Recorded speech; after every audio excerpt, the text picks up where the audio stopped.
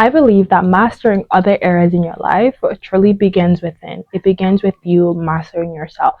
If you can't master yourself, how do you expect to be a master in other areas of your life? And today we're focusing on emotions, mastering your emotions, and not let yourself get so triggered by everything that happens around you. And I came to the realization that my emotions were at the mercy of other people's action.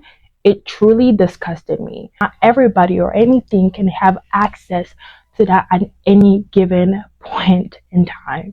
So that is what we're focusing on today. Emotional mastery. Hi beauties, or welcome back to the channel. I am super excited to be back. Let's get into the video.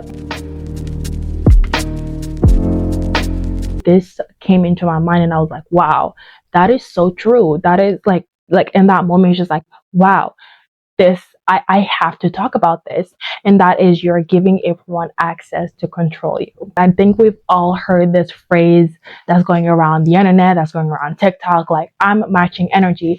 All 2025, I'm matching energy. Like, you did this to me, I'm matching energy. To an extent, that is good and it's important to not let yourself be taken advantage of by certain people. But I think that we have to be very careful when we say certain things or we adopt certain phrases that we're hearing on the internet. When it comes to like matching energy. Now, if you step to me a certain type of way, I'm gonna match your energy. But at the end of the day, because I'm walking around saying I'm matching people's energy, and the second I encounter that person, now I have adopted their bad day. And so I want us to be very careful about that. It is not everything that we need to adopt in our life. And in that moment, what you have done is that you have given that person the power to dictate your emotional state. I am constantly walking around the world scanning people's emotional state in order for that to dictate my emotional state. I am constantly at other people's mercy. And that is it's so tiring. But if you step into certain situations with, I'm not matching other people's energy, I'm bringing my own emotional state and I am regulating everybody else's energy in the room, that is a much better approach. And I feel like for a lot, that whole match people's energy, it is kind of a toxic thing. It usually refers to like, if somebody did you wrong, you do them wrong too, right? And now it's just like a whole cycle of people hurting each other and nobody's actually healing. Nobody's actually taking accountability. And is that really the state you want to live in constantly? Like, if you know that you're in a household that has a very emotionally unstable environment, is that the state you're going to allow yourself to be in at all times because you're matching people's energy? I want us to think about that and really just process that a little bit. Set boundaries, protect your energy. Don't allow them to have such an easy access to you. If it is necessary for you, step away so that way you are protecting your energy, you're protecting your emotional state, and you're not allowing that situation to dictate and control exactly how and what to feel. That you need to be less reactive and be very intentional on when, how, who, what you let influence your emotions. The next thing I want to talk about is victim mindset. And I believe for a lot of us, and sometimes I catch myself, I'm like, oh, your victim mindset is keeping you small. Your victim mindset is blocking you from having a well-regulated emotional relationship with yourself. Now, it is inevitable for us to get triggered. You won't even know that this thing that this person is going to do is going to trigger me the way that it just did. Somebody did something to me and out of nowhere, like, I started bawling. I'm talking crying, bawling my eyes out.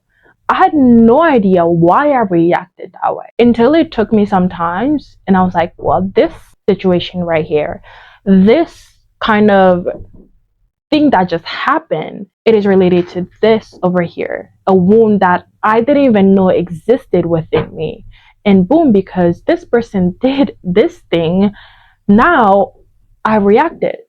If I wasn't self-aware, if I didn't know myself, and if I wasn't on this journey of trying to discover myself or trying to understand myself a little bit better, I would have just brushed it off and said, that person is a bad person. I sat down and said, why is this particular situation triggered me so much? And therefore, in that moment, I wasn't acting as a victim. I wasn't saying that person did me wrong.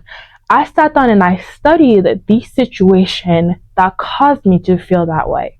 And so next time that something similar arises, I'm able to compose and control my emotions a lot better. I'm not so easily triggered. Why? Because I know the source of that hurt.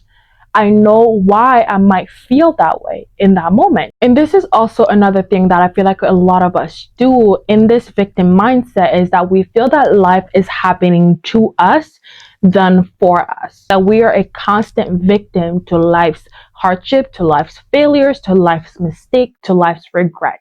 And this is such a deep hole, and I feel like I might make a whole video in its own, like how just you're having a victim mindset holds you back from so many things in your life. I read this book. It is called The 4 Agreements. I will put it up here on the screen.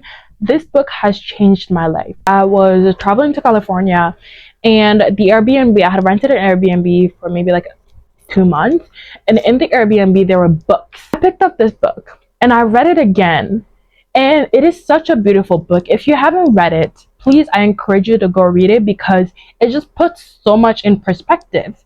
It's like it tells you the shit that you think it is about you, it is not about you. Walking around life with this victim mindset, it robs you of the control that you should have over your emotions. It creates this cycle where you are constantly reactive because you have fed yourself the lie that life is happening to you, not for you. Now, the third thing I want to touch on is that words only have power if you give it to them.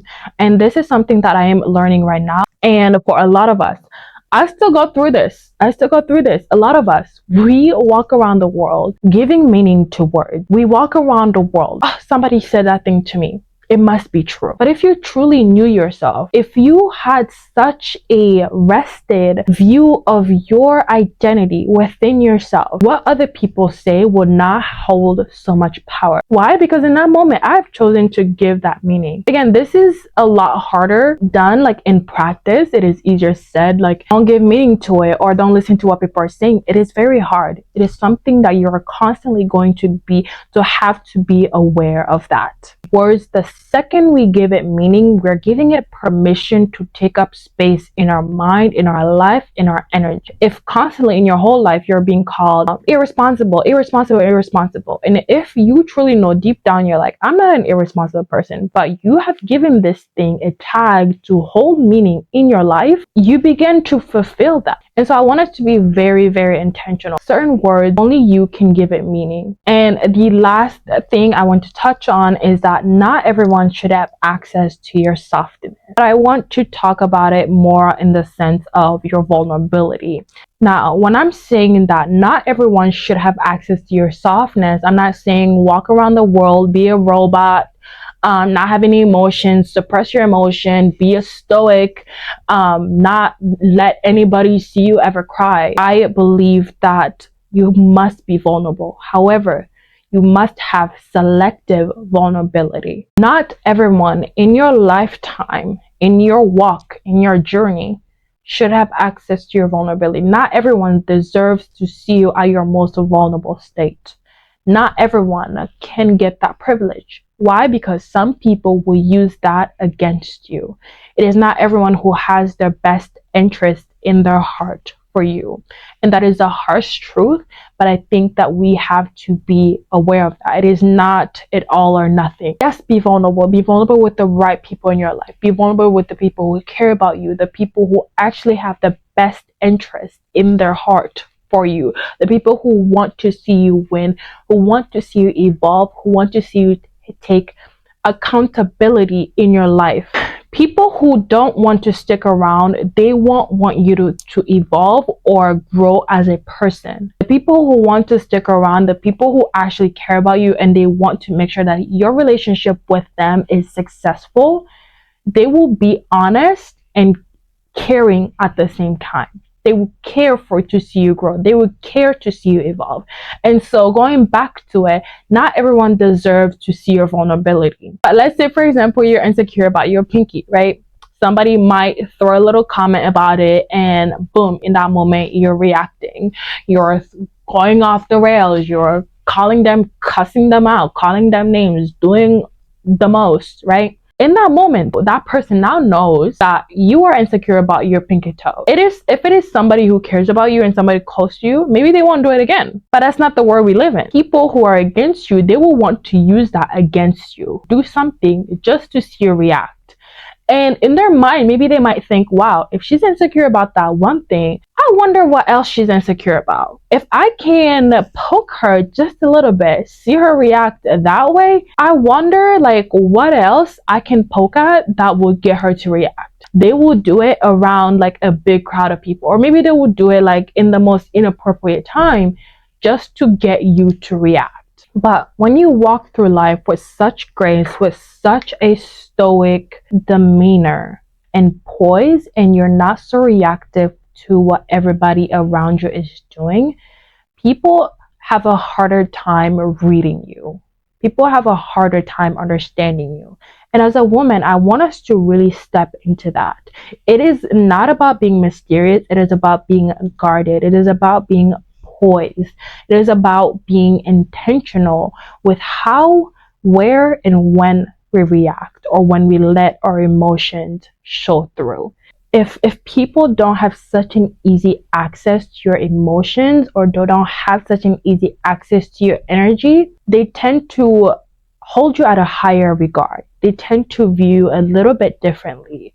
Why? Because it's like, I can't step to her any type of way. I don't know how she's gonna take it. What I say even like land? Did she hear me?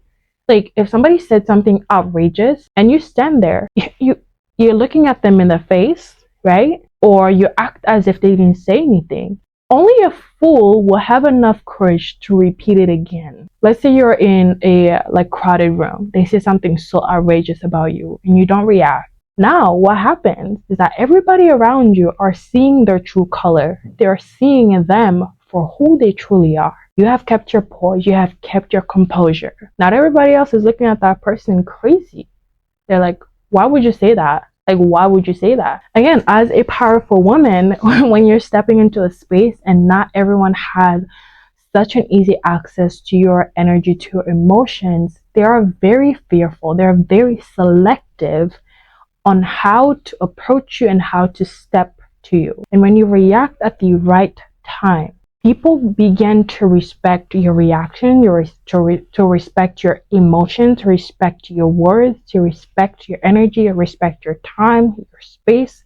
The list goes on. The word that has been repeating in my mind as I'm filming this video is a woman who is in her center, a woman who is not shifted left and right, a woman who is not out of balance, but a woman who is in her center, a woman who is grounded, who is at peace. Yes, you're going to get triggered. Yes, certain things are going to happen in life that will require you to react, or you will simply react. That is normal. You are a human being. However, what I'm talking about is the everyday little things that we all know get at us. People's words, people's reaction, people's little comments.